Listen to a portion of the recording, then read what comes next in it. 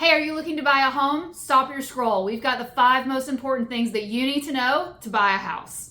Welcome to Living in DeSoto County, Mississippi with local agency Realty Group, the YouTube channel dedicated to all things in Northwest Mississippi. We're your hosts, Amanda Linton and Jamie Ross. We're local residents, moms, wives, and business owner realtors. We're excited to share with you all the great things about the place that we call home.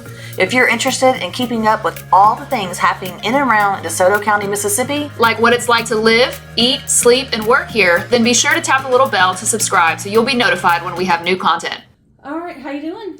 I'm doing all right. It's a bit of a stressful day, to be honest, but it's going to be all right. We're gonna roll with it. So. I know it's just one of those real estate days. Yep. We never know what's happening. Yep. Got a closing on Wednesday. It's not happening. Oh no. Cool. Oh no. I hate those weeks. I especially hate the conversation to call the buyer. Yep. And tell them about it. It's on my to-do list. Yes. So. All right. So I'm going to start from the top. The most important thing for a buyer to do when they're getting ready to buy a house. What's your most important thing? Oh, absolutely getting pre-approved. I just had a buyer come through our website just a few minutes ago, and she said, hey, I'm interested in this property. What are the requirements? And I said, you have to talk to a lender. You have to get pre-approved. And the reason why that's so important is because for a buyer, you have no idea what your budget is. You might know what maybe a comfortable payment might be, but you don't know what you can actually get pre-approved for until a lender looks at your unique situation and tells you. I know. So you may be on Zillow looking at houses that are $500,000 when you can afford $225,000. Right. That's a big difference. I know. So it's so important. And it happens all the time. I think people, look for that dream home when they're online and they get to shopping and they think that this is what they're going to get. And then they, unfortunately, get their heart set on that house or that price range home, the amenities that comes with that. And then, gosh, because they own 2 or 3 cars they're paying notes on or whatever kind of debt situation they're in, they can't afford it. Yeah, it's like some sticker shock for sure when you actually find that out. I know. And then couple that with where we are in the market right now. Which, let's just be honest, interest rates aren't really that high. They're just higher. Not historically, anyways. But they're higher than what people remember because people have short-term memories. I mean, that's just what they got. And so everybody thinks that, rates should be 3% and it's affecting those payments. And so, we're kind of back to that pre-pandemic situation. I know when I first got into real estate, these were kind of in the interest rates, maybe a little bit higher, but we're kind of back to that level. And I just hope that people finally end up starting to settle in. But yeah, I definitely agree with you 100%. Getting your lender to look at your credit, knowing what you got going on. Yeah. The other thing is they forget about things. They forget about a debt or something that has to be paid off or something. Some collection that's out there or something. Something minor. Oh, I've been meaning to pay that credit card off. Yep. Well, if you pay it off, you can afford a little bit more because your debt to income ratio changes. So, since we're talking about credit a little bit, I mean, how long does it take typically? What are you seeing for people to get financed, like get their pre-approval? How long does it take? Generally, if it's not a very complicated situation, I have lenders that can do it in a day, who can take their application and get it, situated. And issue that pre-approval letter. Now, on the flip side of that, I sometimes run into clients who need some help and they want to buy a home, but they're not quite ready yet. Right. So one of the things that I know we like to do as teammates is to share those lenders that we know we have working relationships with, because I never want to recommend somebody to my clients or my future clients who's not going to hold their hand and help them, because I want them to help them all the way up to the point of pre-approval and then also through the process to the closing table. And you brought up a good point. Like, there's different lenders for everybody. Yeah. Like, one lender may not have the solution that one buyer needs. And so we're always looking to have a whole arsenal of lenders that we can, like, oh, you got this special need. Here's a couple lenders to choose from, but this one's got a great program that you should investigate first. So, for the lenders out there that may be paying attention to this episode, if you've got a unique program, we need to know about it. We need to know about it. Call us right now. Yeah, I mean, like, our phones are on Do Not Disturb, but we will get it soon. But we love unique programs. Okay, let's move on. What's the next one? Okay, so after you've gotten your pre-approval, something that you absolutely have to know about is the cash that you need to have on hand. You need to know about what it's going to cost you in the process of between, okay, I've made an offer on this property and now I got to get to the closing table, and then what do I have to bring cash to close? So this is cash. We're not talking about your down payment here. We're talking about additional funds that you're going to need to get to that point. So I think the first one that a lot of buyers, maybe you see this too, but a lot of buyers are kind of shocked with the earnest money deposit. And it's not that they don't have the cash for it. They just don't really know. Yeah, they don't understand it. They don't know that, within a certain period, usually 24 hours after we get under contract, this deposit has to be made. Right. And I have to explain this to a lot of people too. That money doesn't just fly out into space and is just gone forever. Right. It's a deposit that goes towards your cash to close. It goes towards your purchase. So it's not just disappearing, but it does show the sellers for the property you're trying to buy that you've got some skin in the game and that you are a serious buyer. So that's something that people have to be aware of and ready to do, because you got a short time window right after getting under contract to get that taken care of. Yeah. And the nice thing is, because we have that buyer's presentation that we do, we have a whole little program that we do with our buyers, really quick and easy to get through. We fully explain all that, and they know for the most part. But I think talking about earnest money, one of the other big things that I find is they don't want to put very much earnest money down. Yeah. And I have seen buyers lose out on offers because they want to get really cheap.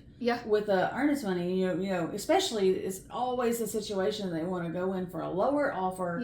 They want to ask for the world, and then they want to give like $200 in earnest money. And that's not going to cut it. I know, and I'm like, okay, let's just talk about like kind of some, to me, industry standards. I mean, it's not standard. Everything's negotiable in real estate. But like, what is kind of your suggestion that you tell people? Like what I usually tell them is 1%. I say 1% because you're going to get it back. And of course, it's your choice. You can choose how much earnest money you want to offer.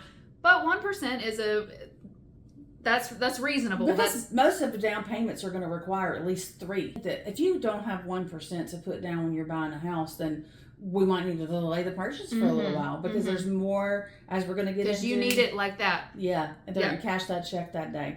And then also, there's more expenses that we're going to fix and have to, more money that we're fixing to spend. So usually once we've got under contract, we've got 10 days to get our, our buyer due diligence, to get our home inspection done. Your home inspection is going to run you anywhere between $400 and $700-ish. Yeah, depending on the size, on the house, the age, and also what all you're going to do. Yeah. Because just a home inspector could run, $400, but then you may decide that you want to have a sewer scope. Extra money. Maybe you need a septic inspection. Maybe you need a well inspection. Pest inspection. The other thing, all of those are buyer costs. Exactly. A lot of people don't realize that. And then sometimes in doing the home inspection or even doing the walkthrough, we realize that there might be some kind of structural concern, and that's another buyer. Now we need an engineer out. You need an engineer out. And so you're spending some money, but you do that. The importance of doing that due diligence time and spending the money and investing in that is so that you're going into that transaction eyes wide open. And also, we're going to get to this in a minute, but it's a contingency. So we're going to remember that. Let's put a pin in both of those. That's going on the. So we got one more piece of the cash conversation we need to talk about, and that's paying for the appraisal. Oh, yes. This is all before we get to the closing, we get to the closing table. So this is pre-closing table money you're spending up front. Okay, So once your lender orders that appraisal, that's going to have to be paid for before that appraiser is going to go out and take care of the appraisal process. You will get your appraisal report just like you'll get your home inspection report. But that is something that has to be paid for during the process before you get to closing. And that's not something your lender doesn't pay for it generally. The seller's not paying for it. You're paying for it. You're buying it to verify the property is the right, it's in value. And so it has to be paid for up front. And that's usually about $700, $695, $700, $750, depending on the size.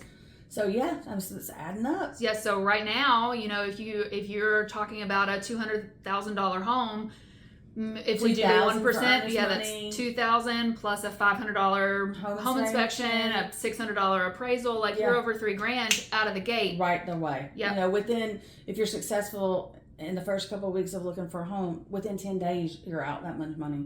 Now I don't know how you. And it doesn't mean that you're out of it. No, you're not out. No, you are out of on a home inspection. And an appraisal. But you're protecting your investment. You're protecting your purchase by spending that money. Yes. So what I was going to get to next is to say that I try to do those things in a certain order. Yeah. So of course, earnest money has to be paid within 24 hours, because if you don't do it, contract's canceled. Like that was one of the contingencies to drop that off. And then the second thing is we moved swiftly into doing home inspections and pest inspection, and if we need a structural engineer. So you know why that's so important though? If you drag your feet on that home inspection and you get out to like day 9, day 10, and you have your home inspection, well, maybe your lender's already ordered that appraisal and you already have to pay for that appraisal, but then your home inspection report comes back with something terrible and you don't want to move forward anymore. Right.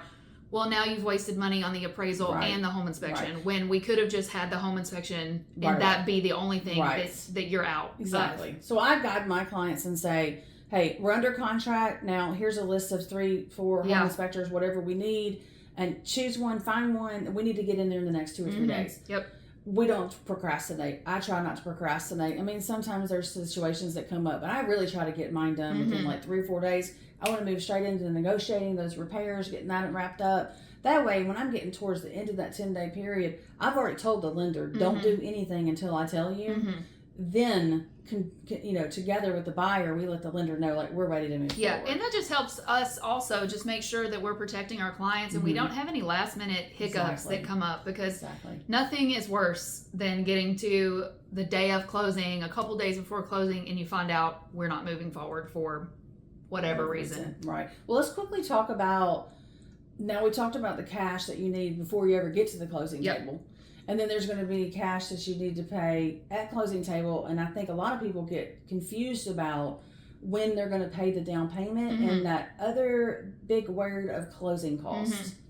Yep. So closing costs they're going to be your lender's origination fees. It's going to be your title company fees, your title search, things like that.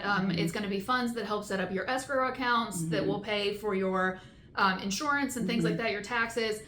Your title company should take care of all of that. I know the company that we use, they take care of all of that and set all of that up for our buyers. And then when you get your closing disclosure, it's all written down and explained. Okay, this is the amount that you have to bring to closing, but this is where this is going, and this is going, and this is going. It's all so you know exactly. Itemized. Yes. On the statement. So you'll know if you spend $12 in a flood cert, then that's $12 for a flood cert, and $500 for an attorney fee, $500 for an attorney fee. That fee could be substantial. I mean, it is a big investment on getting to the closing cost itself. I mean, I always tell my clients just estimate about 3%. Yeah, and it can be as much as 5%. It could be more on a lower priced home. Like you're getting, we talked about a $200,000 house earlier. It definitely is a little higher, and that's because on a more expensive home, you're spreading some of those fixed expenses over a bigger basis, and so the percentage is smaller. But when you get to a smaller priced home, you got those fixed expenses that don't change. Attorney fees don't change. Usually pest or whatever, a flood cert, credit check, all these different things that they're just kind of fixed fees, then it can make that percentage a little bit higher. So that's another thing to know. So I always have the lender estimate that when we're talking about that cash needs right up front. When we talk to that lender initially and getting that pre-approval, we have that cash conversation right up front to make sure they got access to it and they have it and they're comfortable spending it. And if they don't have it, then we know that we may have to include that into some negotiations. And are you seeing that happen a lot in this market with your clients? Having sellers pay buyer closing costs? Sellers don't love it, but I am finding, as I represent sellers and as I represent buyers, it's a conversation on every single listing that I have. I mean, I'm telling clients up front, like, I'm not telling you have to do it. I'm telling you to be prepared to look at an offer that has it in there. And maybe every once in a while we get lucky and they don't ask for it. But there's usually something that moves. They either are coming down on price or they're coming down on... And so... I mean, I'll tell you, I'm probably seeing in maybe out of 10 offers, like 8 or 9 with buyers asking for closing costs. Oh, yeah, for sure. I completely 100% agree. I mean, it does happen that they don't. It's just the ebb and flow of where we are in the market. Markets change and go up and down. As you move in and out of a seller market to a balanced market to a buyer's market, the needs change, the way we write contracts change, the motivation to get someone to actually write a contract and like get off the fence definitely changes. So I think we're in this time period. Buyers are asking for closing costs. They're expecting it. I see it too. All right, so let's move on to number 3. Okay. This is a big deal for all buyers to have a frank conversation with your realtor about your wants versus your needs in a home. So a want and a need is obviously not the same thing, right? If you want something, it might be nice to have a pool, or it might be nice to have a jacuzzi in the bath, or it might be nice to have whatever. But a need is something you absolutely have to have. Like, for example, when you helped me buy my home a few years ago, I absolutely had to have a homeschool space because I homeschool my boys. Right. So I had to, I was living with my mother-in-law and dragging homeschool stuff out every day to do it at the kitchen table. And that made zero sense in my brain. Yes. So I absolutely had to have a space that's open and accessible to the house where our homeschool life can live and not be put away. That was a requirement that I had to have. Same thing is if you need 3 bedrooms. Yep. You don't need 5. It'd be nice to have 5. You need 3. Another one that I see a lot of times is they need to be in a certain school district. I completely get that. I feel like that is absolutely a need. I think people should do their homework and know the school district. And if the kids have been in the school district for a long time and want to move them, completely get it. And so that becomes a need right away. So that narrows us down on where we're looking. And that, I think that's what we're trying to convey to the audience now, is that we're in a funnel. And so we have this whole world of houses that we could show you and sell to you.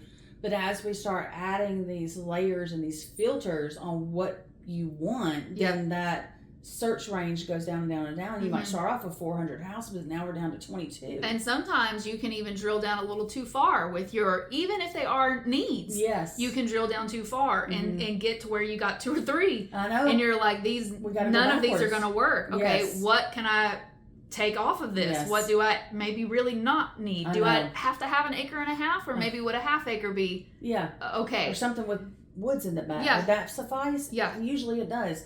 You know, here's what I usually do this. A lot of times I'll talk to people, we'll do our buyers, presentation. I'll send them some stuff. I'll go over everything that they need to know. I'll set them up on a home search. They'll be looking, and sometimes, this doesn't happen all the time, but sometimes I feel like we start running all over the world. We're looking at houses over here and over here and over here and over here, and nothing's like fitting.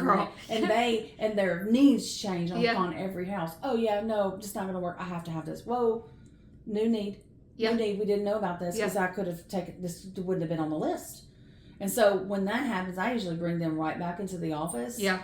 Because I think we need to have a different conversation. I think sometimes it requires 2. Yeah. Because now they've experienced. You've seen the market. Yeah. And now let's go back and let's really dig into what you need. Now I better understand what you need. And so usually going through that process, it's usually pretty quick that I can find out my house after that. But sometimes it takes twice. Yeah. But I have to do that too with clients, especially with the historic homes that I sell. Yes. A lot of times those are maybe completely not on people's list because people don't want to buy a home from, that's almost 200 years old. Yes. But then sometimes you get those buyers who absolutely do, and they don't want to touch anything new construction or anything that's more recent. Yeah. So I have to do that kind of like redirection with buyers sometimes too. Sometimes they don't even know what they're looking for. Oh, I know. Until you take them out and you show them. Yeah. Show them. It's funny. Sometimes you're the historical queen here, and I feel like I'm pretty good at new construction. That's kind of my jam. I love new construction. It's funny where like opposite I know. I don't mind selling something in the middle. I mean, I sold you your historical home. I don't mind going in the middle, but I tend to like really gravitate towards new construction, new things, and I sell existing homes too, but I can usually pinpoint the buyers that I'm like, if they have so many needs. Yeah, you just need to build a house. I'm like, oh no, I already knew you were a new construction girl. Yeah. I knew. I mean, I don't take you to look at 2 or 3 of them. A new construction girlie. Oh yeah, you're a new construction girlie. I tell them that all the time. Then we'll go look at new construction. Yeah. So, but you can see them from a mile away. Yes, I know. But the other thing that I think is important to talk about, since we're talking about wants versus needs, is knowing that you're not going to get 100% in any house. That's so true. Especially if your budget is on the lower end. You're really going to have to weigh pros and cons. I just had this conversation with a buyer 2 weeks ago, and we ultimately decided to move forward. But he literally used that verbiage when we were deciding to write an offer. He said, we've been sitting and thinking and talking, and we just really feel like the pros do outweigh the cons in this particular house. So, occasionally that's going to be something that a buyer's going to have to do. Yeah. 80% of what you need in a house that you can't make adjustments for, you need to buy a house that hits at least 80%, and the other 20% should be things that you can change. Yeah. Because, for example, you can't change the school district. Exactly. You can't pick that house up and move it. So if it really matters to your family, what school your kids are going to, that's important. An example, though, of that would be, I'd like to have 4 bedrooms, but I need 3. And then they're gravitating to only want to see those 4-bedroom homes. But if I can find them a home that's got 3 bedrooms, that fits their budget, is in the school district, has all the things they need, it's in a good condition, but it has a space upstairs that can be finished out. Well, then it doesn't. Your budget's not working for the bigger home right now, but you can make it bigger, and then you get to experience all the equity. Sometimes I feel like I spend a lot of my time trying to help people understand what they can do with the space. You know, we see that a lot with listings that are vacant because people do have a hard time visualizing it. We don't, because we do this every day and we work in this industry, but buyers do. They really struggle with that. They need to know that, like, okay, you don't like the paint color in the room, like, that's a Saturday afternoon project. That's going to cost you $300. Yeah, exactly. And it can be whatever you want. The other thing that I like to do with my clients too, because usually when we're getting out and like seeing houses, I feel like I know them pretty well at that point. I know how many kids they have. I know kind of their hobbies and what they like to do, and I can tell how they're spending their time in their house. A lot of times I can, like if they're homeschooled or they got little kids, they're going to be playing in the living room and stuff like that, or they get teenagers that want to be away from everybody. Depending on where they are in their life. Sometimes I'll look at some of these houses and vacant ones is what I'm referring to. And people just can't envision the space, like you said. And sometimes they'll react to a house that I feel like is absolutely not going to work for them. And too small, can't fit 2 sofas in there. They got a larger family. And so I'll say, hold on, let's stop for a minute. Let's talk about furniture placement. What does your furniture look like? Yeah, do you have a gigantic sectional? Yeah. Because a lot of times people aren't budgeting to buy all new furniture to go in a house. Do you have a huge king suite for your bedroom? That won't fit in the room because it's too tall. And so we'll kind of walk through the space, and not that I try to talk people out of their dream home, but I try to make sure people really know, because the worst thing that we could do is get halfway through the process and spend a lot of due diligence money for people to realize this isn't the right house. Yeah. Then it causes heartache for them, me, the other agent involved, and the seller. Yep. And so I like to You've wasted figure a whole all lot that of time out up front. I think people like the fact that we do that and kind of help them through that. All right, so let's talk about due diligence. Okay, awesome. So we touched on this a little bit already. But this is the 4th thing that buyers really need to be aware of. Due diligence is the time period that's built into the contract for a buyer to do the things that they need to do to make sure that, okay, I understand the condition of this house. I have maybe asked for some repairs, maybe not, but I have found out as much as I can possibly find out about this home, and I'm going to make a decision whether I'm moving forward or whether I'm not. Right. Because maybe you find out, that like maybe, so going back to the school district thing, maybe you're out in like Byhalia, Mississippi, that's kind of split in between 2 counties, and 2 counties means 2 different school districts. 3 different school districts. You could be in Center Hill. Yeah. If you're north of 69. Yeah. Or Lewisburg. Lewisburg, south of 69. Or Marshall County Schools. Yep. So maybe the listing says that you're in Lewisburg, but you find out that you're not. You're in Center Hill. It could make a big difference. It could be a deal breaker. Yeah, it could. So that due diligence that's that time period when that buyer really just has to make sure that this is what they want to move forward with. Exactly. Yeah.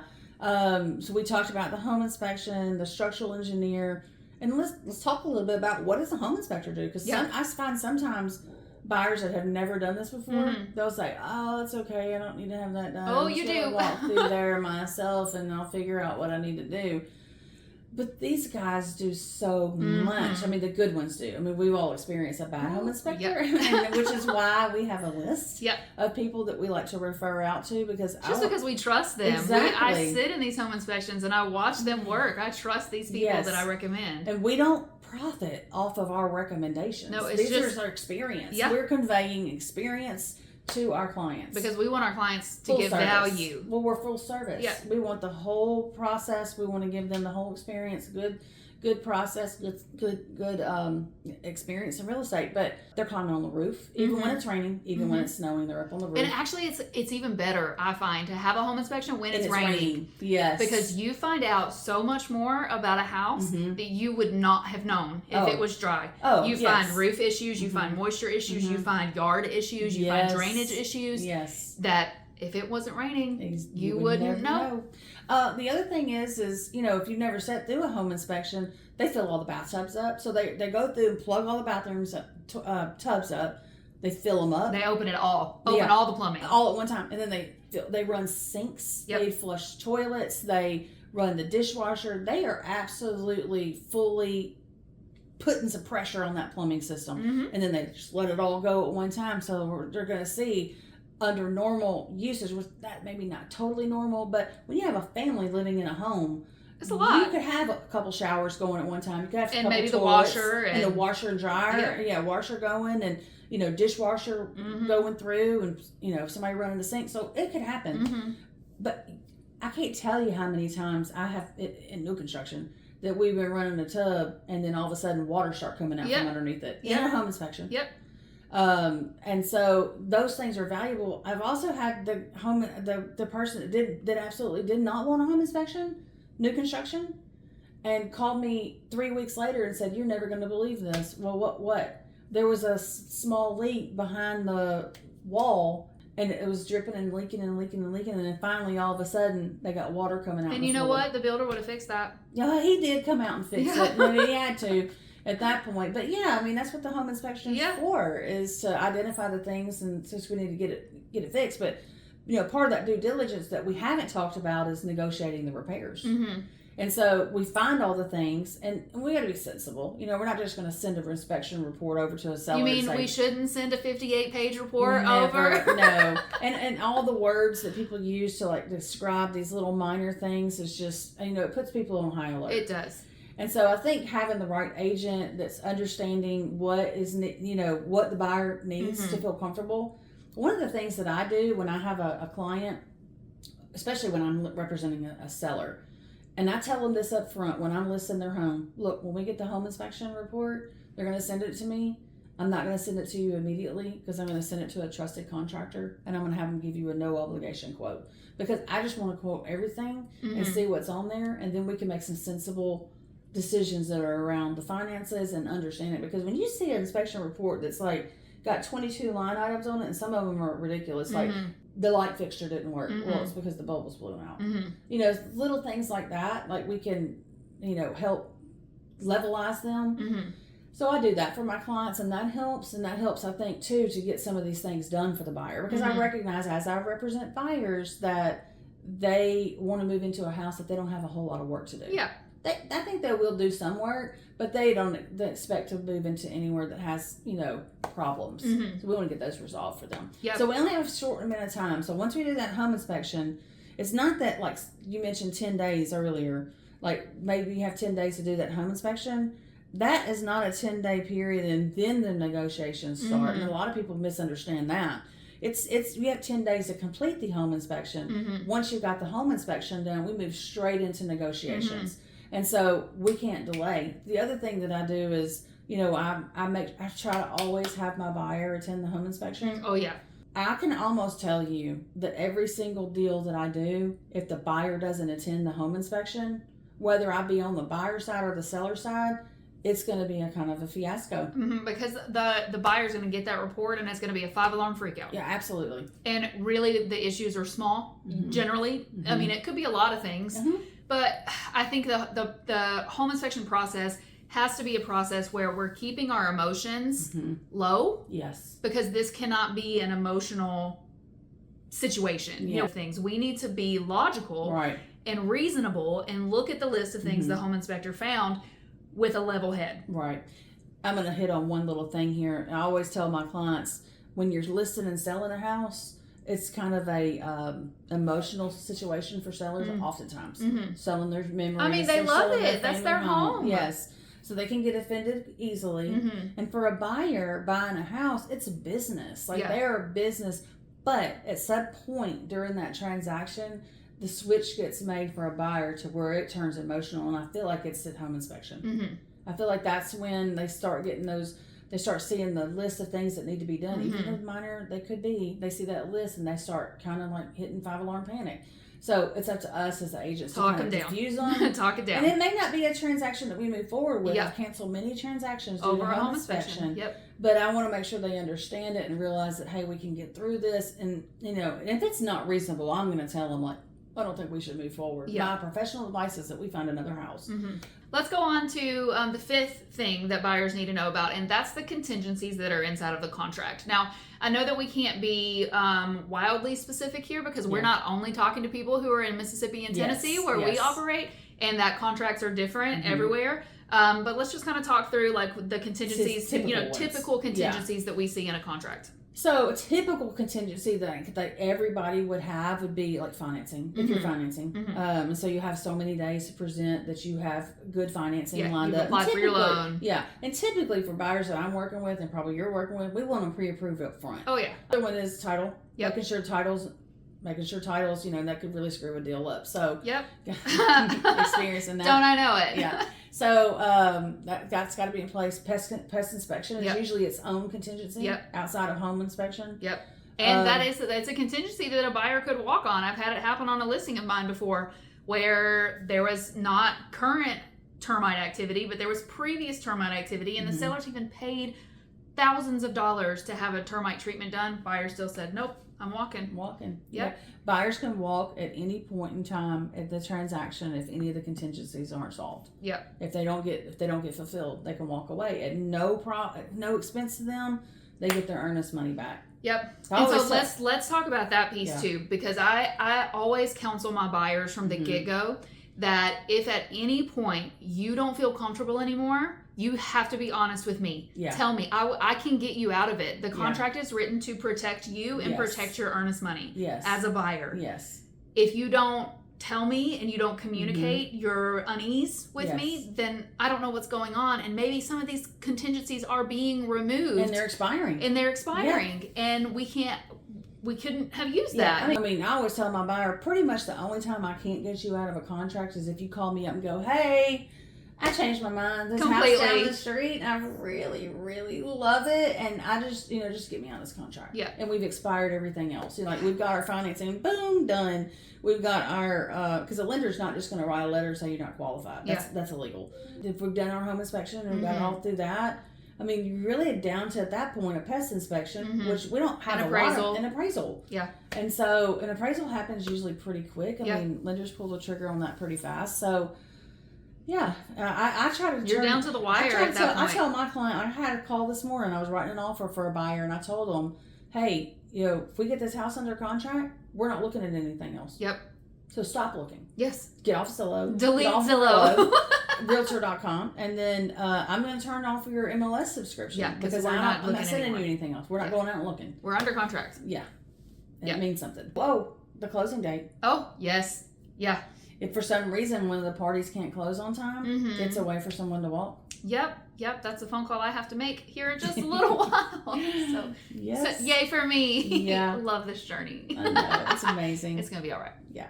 So hopefully we've given you a little bit of value today. And if we can help you in your real estate journey, whether you're looking to buy or sell here in North Mississippi or West Tennessee, that would be the Memphis market, give us a call. Yep. We'd love to help you.